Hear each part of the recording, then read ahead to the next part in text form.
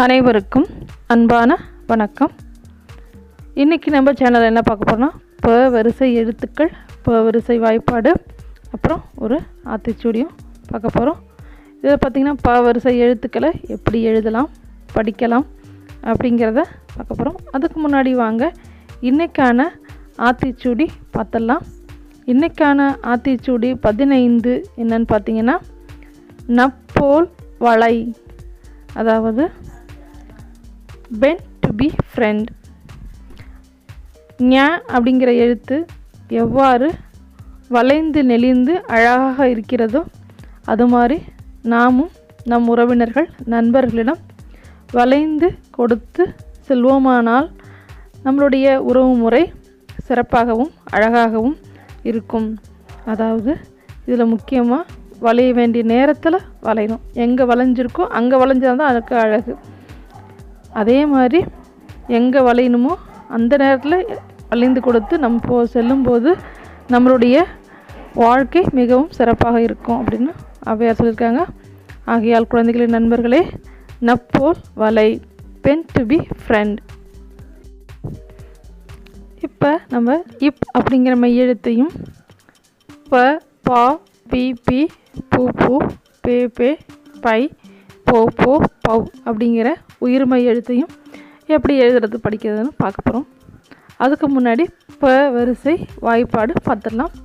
அது என்ன ப வரிசை வாய்ப்பாடு அப்படின்னு பார்த்தீங்கன்னா, இப் அப்படிங்கிற மெய்யெழுத்தோட அ, ஆ, இ, ஈ, உ, ஊ, ஏ, ஏ, ஐ, ஓ, ஓ, அவ் அப்படிங்கிற உயிரெழுத்துக்கள் சேரும்போது உயிர்மை எழுத்துக்களாக மாறுது இல்லைங்களா? அதுதான் ப வரிசை வாய்ப்பாடு. அதுதான் நம்ம இப்போ பார்க்க போகிறோம். ப வரிசை வாய்ப்பாடு.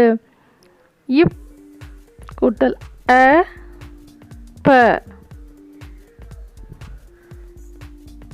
இப் கூட்டல் ஆ, பா. இப் கூட்டல் இ, பி. இப் கூட்டல் ஈ, பி. இப் கூட்டல் ஊ, பூ. இப் கூட்டல் ஊ, பூ. இப் கூட்டல் ஏ, பே. இப் கூட்டல் ஏ, பே. இப் கூட்டல் ஐ, பை. இப் கூட்டல் ஓ, போ. இப் கூட்டல் ஓ, போ. இப் கூட்டல் ஆவ், பாவ். ப வரிசை வாய்ப்பாடு நம்ம இப்போ பார்த்துட்டோம்.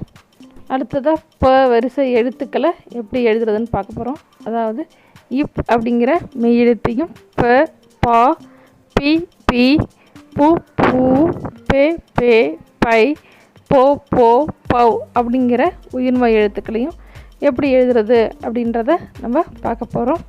அதுக்கு நீங்கள் என்ன பண்ணணும், நல்லா கோடு போட்ட நோட்டில் 1லேருந்து 5 நம்பராக போட்டுக்கணும். ஏன்னா 5 கோடுகளை பயன்படுத்தி தான் நம்ம தமிழ் எழுத்துக்களை எழுதி பழகிட்டு இருக்கோம். அதனால் 5 நோட்டில், கோடு போட்ட நோட்டில் 5 எண்களை எழுதி வச்சுங்க. நம்ம அதை சுலபமாக எழுதிடலாம். ஏன்னா ப வரிசை எழுத்துக்களில் நிறைய வளைவுகள்லாம் இல்லாதனால நம்ம சுலபமாக எழுத போகிறோம். வாங்க எழுதலாம்.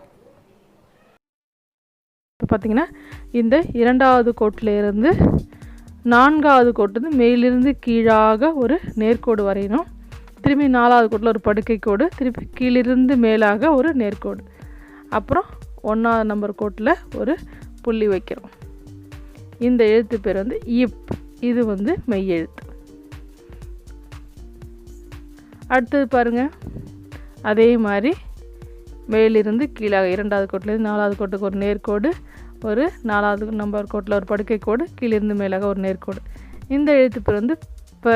இப்பு ப்ளஸ் அ, ப. அடுத்த எழுத்து பார்க்கலாங்களா? பாருங்கள், அதே மாதிரி இரண்டாவது கோட்டிலேருந்து நான்காவது கோட்டுக்கு ஒரு நேர்கோடு, அடுத்தது ஒரு படுக்கை கோடு, அப்புறம் கீழிருந்து மேலாக ஒரு நேர்கோடு. பக்கத்தில் நம்ம என்ன எழுத போகிறோம்? துணை எழுத்து, துணைக்கால் அப்படின்னு சொல்லுவாங்களோ அந்த எழுத்து எழுத போகிறோம். கீழிருந்து மேலாக படுக்கை கோடு, திருப்பி மேலே ஒரு படுக்கை கோடுக்கு அப்புறம் மேலிருந்து கீழாக ஒரு கோடு.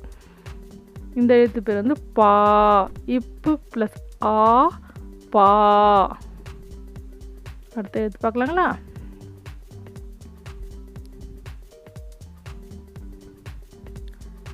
அதே மாதிரி தான் மேலேருந்து கீழாக ஒரு நேர்கோடு, திருப்பி படுக்கை கோடு, கீழிருந்து மேலாக ஒரு நேர்கோடு.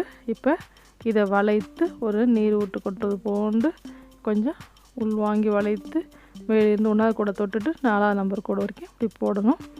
இந்த எழுத்து வந்து பி. இப்பு ப்ளஸ் இ, பி. அடுத்த எழுத்து பார்க்கலாங்களா? இப்படி தான் 2வது கோட்டிலேருந்து 4வது கோடு ஒரு நேர்கோடு, படுக்கை கோடு, திருப்பி மேலிருந்து போட்டுட்டு மேலே சுழிச்சு போடணும். இந்த எழுத்து பேர் வந்து பி. இப்பு ப்ளஸ் இ, பி. அடுத்த எழுத்து பார்க்கலாங்களா?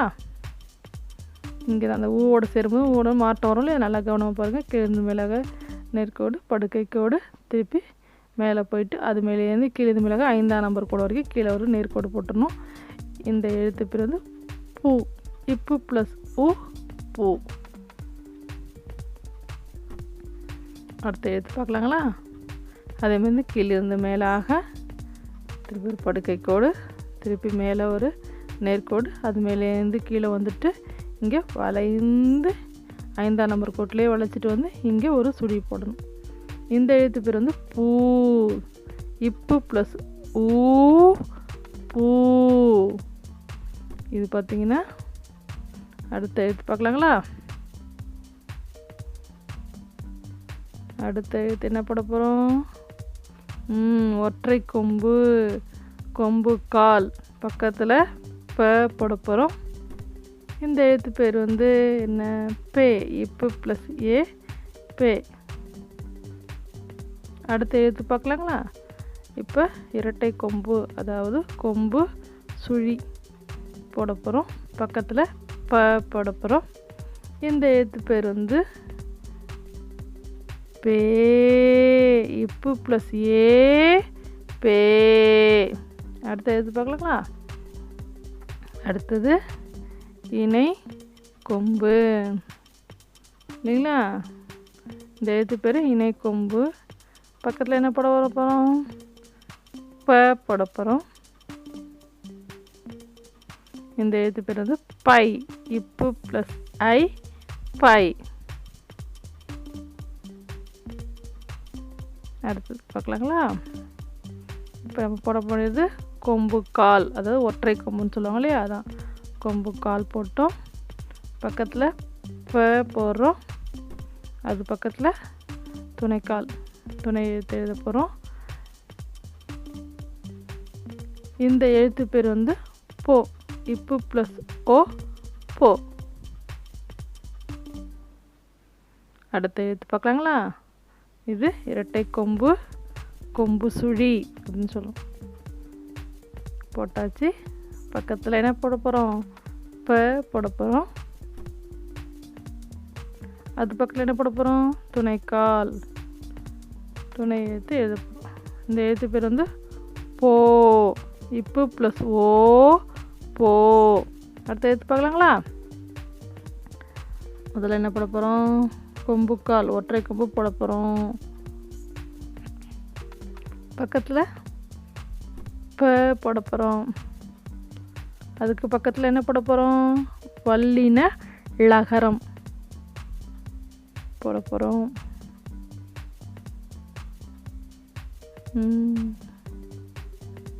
அழகாக போட்டு போட்டு பழகுங்க, நல்லா சீக்கிரத்தில் எழுதலாம். இந்த எழுத்து பேர் வந்து பவ். இப்பு ப்ளஸ் அவ், பவ். இப்போ நம்ம இப்புலேருந்து பவ் வரைக்கும் எப்படி எழுதுறதுன்னு பார்த்துட்டோம்.